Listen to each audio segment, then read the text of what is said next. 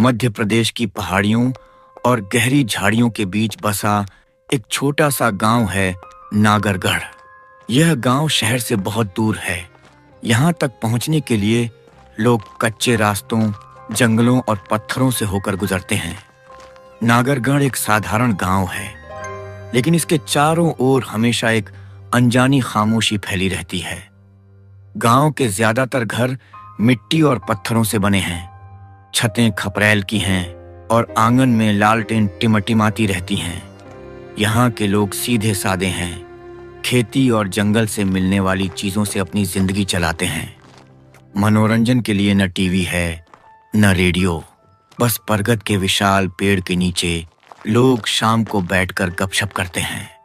उस दिन भी गांव के 3 आदमी बरगद के नीचे बैठे थे, राम, किशन, मुकुंद और गजानन। मौसम अजीब था। उमस इतनी थी कि पसीना रुक ही नहीं रहा था।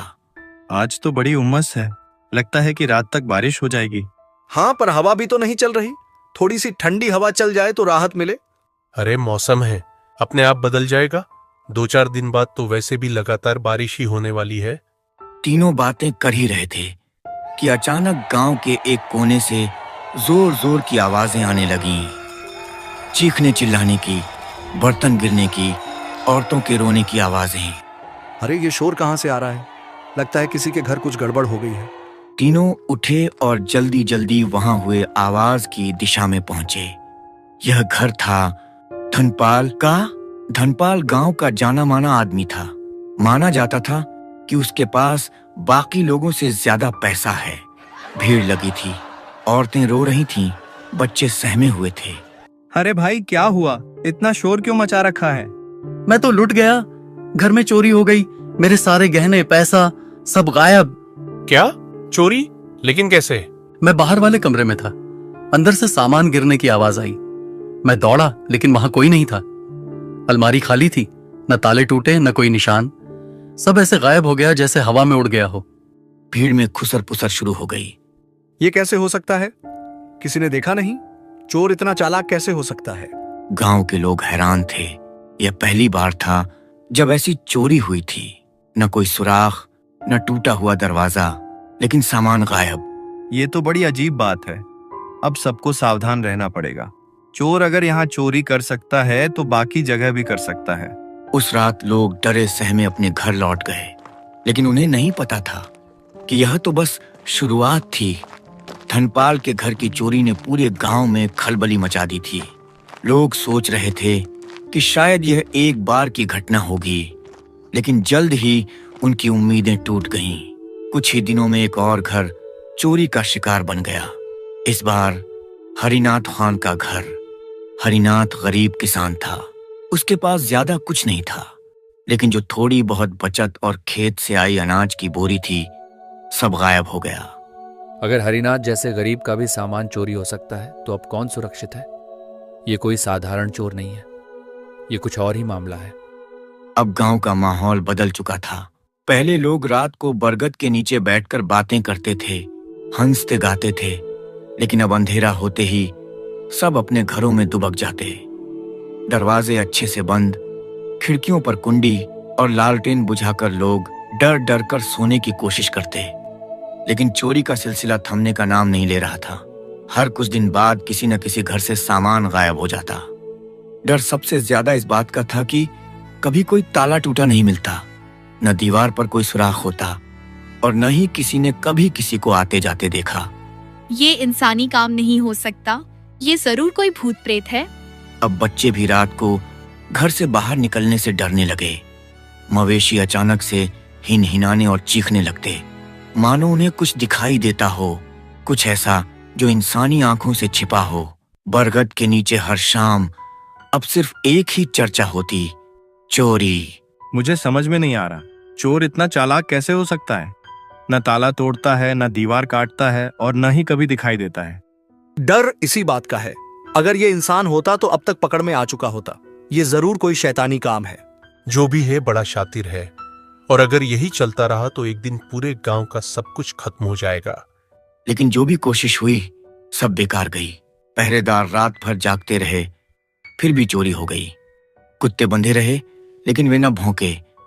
अब गांव में शक का माहौल बनने लगा। लोग एक दूसरे पर शक करने लगे। कहीं ये चोरी गांव का ही कोई आदमी तो नहीं कर रहा?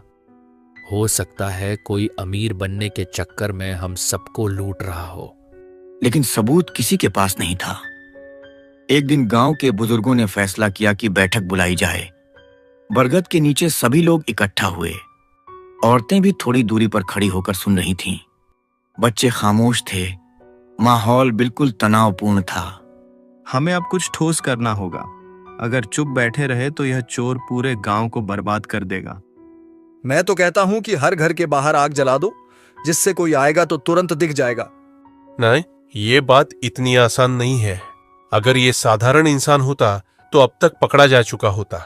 मुझे लगता है इसके पीछे कोई गहरा राज है। गजानन सही कह रहा है। हाँ, जरूर कोई राज है, लेकिन कौन बताएगा हमें? इसी बीच उसी रास्ते से एक शख्स गांव में लौटता दिखाई दिया। वह था विनायक काका। अरे काका आ गए, अब तो आप ही कुछ हल बताइए। रामकिशन ने जल्दी से सारी बातें समझाईं। कैसे चोरियां हो रही हैं, कैसे कोई निशान नहीं मिलता और कैसे गांव अब डर के साए में जी रहा है। विनायक काका ने ध्यान से सब सुना, फिर धीमी लेकिन गहरी आवाज में बोले, मैं समझ गया, ये साधारण चोर का काम नहीं है, और अगर मेरी बात सही निकली तो अगली चोरी कब और कहाँ होगी यह मैं बता सकता हूँ। क्या काका को पता है? काका, आपको कैसे पता? जो हो रहा है वह इंसानी नहीं है। अगली चोरी जल्दी ही होने वाली है और उस रात हमें सच का पता चल ही जाएगा। गांव वाले स्तब्ध थे। डर और जिज्ञासा दोनों बढ़ चुके थे। अब सबकी नजरें थीं विनायक काका पर। बरगद के नीचे खामोशी छाई हुई थी। सभी गांव वाले विनायक काका की तरफ टकटकी लगाए देख रहे थे। उनकी आंखों में डर और जिज्ञासा दोनों साफ झलक रहे थे। तुम सब जानना चाहते हो ना कि यह चोर कौन है? तो सुनो, ये इंसान नहीं है, ये एक परछाई अब पे है। एक ऐसी परछाई जिसे किसी ने बुलाया है, कैद किया है और अब अपने काम के लिए इस्तेमाल कर रहा है। काका की बात सुनकर लोगों की रूह कांप उठी। औरतों ने अपने चेहरे पर पल्लू कसकर पकड़ लिया। बच्चे औरतों के पीछे छिप गए। ये साधारण भूत नहीं, इसे प्रेतनी कहते हैं। अघोरी और तांत्रिक अपने मंत्रों से इन्हें वश में कर लेते हैं। फिर जिसे खरीदता है वह इसे अपने काम के लिए भेजता है। ये दीवारों को पार कर सकती है और बिना दरवाजे खिड़की खोले अंदर बाहर निकल सकती है। लोग अब तक जो समझ ही नहीं पा रहे थे कि ताले क्यों नहीं टूटे, दरवाजे क्यों नहीं खुले और चोर कभी दिखा क्यों नहीं, उसका जवाब अब सामने था। तो फिर ये कोई बाहर का नहीं है, हमारे ही गांव का कोई है जिसने इसे खरीदा है। हाँ, और उसने सबसे पहले अपने ही घर में चोरी का नाटक किया ताकि कोई उस पर शक न करे। गांव वालों के बीच अब हलचल मच गई। सब एक दूसरे को शक भरी नजरों से देखने लगे। कहीं ये काम दिनेश का तो नहीं? नहीं, मुझे लगता है कि ये शंकर हो सकता है। कौन है वो? कौन इतना नीच हो सकता है? शांत रहो, अभी नाम लेना ठीक नहीं, पर एक बात पक्की है, अगली चोरी जल्द ही होगी और उसी रात असली राजा सामने आएगा। तो काका, हमें करना क्या होगा? हमें उस रात तैयार रहना होगा। जब चोरी होगी तो ध्यान देना कि परछाई किस घर से निकलती हैं। याद रखना, परछाई सिर्फ उसी घर से बाहर आएगी जहां उसे कैद करके रखा गया है। गांव वाले सन्नाटे में थे। काका की बातें उनके दिल को दहला रही थीं, लेकिन सच जानने की बेचैनी अब और बढ़ गई थी। मानो हवा में भी डर घुल गया हो। अब की बार हम सब मिलकर इस रहस्य को उजागर करेंगे। तैयार रहना, अगली चोरी ही हमें असली चोर तक ले जाएगी। गांव वालों ने सिर हिला दिया, लेकिन उनके दिल में डर और सवाल दोनों थे। आखिर कौन है वो जिसने अपनी लालच के लिए एक प्रेतनी को गांव पर छोड़ दिया है? वह रात आ ही गई। आसमान में घने बादल छाए हुए थे। हवा एकदम थमी हुई थी और गांव पर अजीब सा सन्नाटा छाया था। बरगद के नीचे कुछ लोग पहले से इकट्ठा थे। रामकिशन, मुकुंद, गजानन और सबसे आगे विनायक काका। सभी के चेहरे पर चिंता की लकीरें थीं। हर कोई जानता था कि आज कुछ बड़ा होने वाला है। काका, बहुत देर हो गई, कहीं आपकी बात गलत तो नहीं निकल जाएगी? नहीं मुकुंद, धैर्य रखो, आज रात सच तुम्हारी आंखों के सामने होगा। आधी रात होने को आई, सब कुछ शांत था, लेकिन तभी अचानक एक घर की तरफ से बर्तनों के गिरने की आवाज गूंज उठी। सुनो, आवाज आई है, चलो जल्दी। सारे लोग दबे पांव उस घर की ओर भागे। घर गांव के बीचों बीच था। सब लोग छिपकर खिड़की की ओट से झांकने लगे और तभी उन्होंने उसे देखा। अंधेरे कमरे से एक परछाई धीरे धीरे बाहर निकल रही थी। वह किसी औरत की आकृति जैसी थी। लंबे बिखरे हुए बाल, लाल चमकती आंखें, काला साया जो जमीन पर नहीं बल्कि हवा में लहरा रहा था। हे भगवान, ये तो सचमुच परछाई है। ये दीवार के आर पार जा रही है, ताला तोड़े बिना। गांव वाले अपनी सांसें रोककर देखते रहे। परछाई घर की दीवार से बाहर आई, जैसे ईंटें और गारा उसके लिए मौजूद ही ना हो। उसके हाथ खाली थे, लेकिन उसका चेहरा भयानक था, मानो किसी अदृश्य शक्ति के आदेश पर वह चल रही हो। काका, ये किसकी है? ये किस घर से निकली? ध्यान दो, परछाई सिर्फ उसी घर से निकलेगी जहां उसे बांध कर रखा गया है। सभी लोग अपनी आंखें गड़ाए उस परछाई को देखते रहे। वह परछाई धीरे धीरे गांव के बीच से गुजरी, फिर दूर अंधेरे में लहराती हुई गायब हो गई। हे भगवान, ये क्या था? अब तो यकीन हो गया, ये इंसान का काम नहीं। किसने लाया इसे एक गांव में? गांव वाले कांप उठे थे, लेकिन विनायक काका की नजरें अब उस घर पर टिक चुकी थीं, जहां से परछाई निकली थी। मैंने कहा था ना, सच सामने आएगा। अब हमें बस इस घर का राज खोलना है। गांव में सन्नाटा छा गया। हर किसी की नजर उस घर पर थी। लोग समझ चुके थे, अब असली चोर बेनकाब होने वाला है।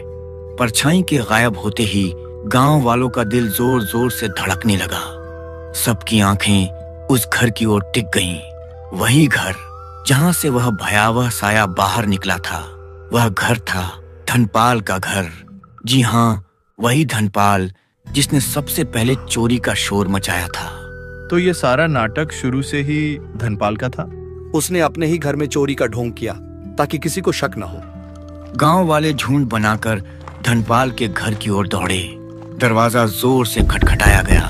धनपाल डरते डरते बाहर आया। उसका चेहरा पसीने से भीगा हुआ था। धनपाल, अब सच बता, तेरे घर से परछाई निकली है? ये तूने ही गांव पर छोड़ी है?